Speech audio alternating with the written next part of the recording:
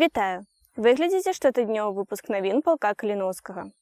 На мінулым тыдні ВР «Батліна-Волат» працягвалі выконваць баявыя задачы.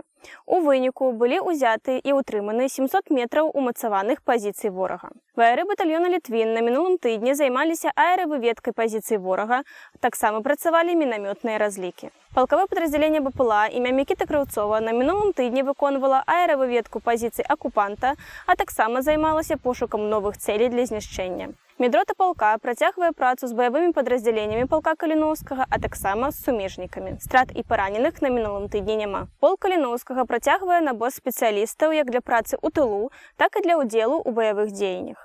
Усе падрабязнасці вы можете знайсці на нашым сайце і ва ўсіх сацыяльных сетках палка. Дзякуй за ўвагу. Жыве Беларусь! Слава Украіне!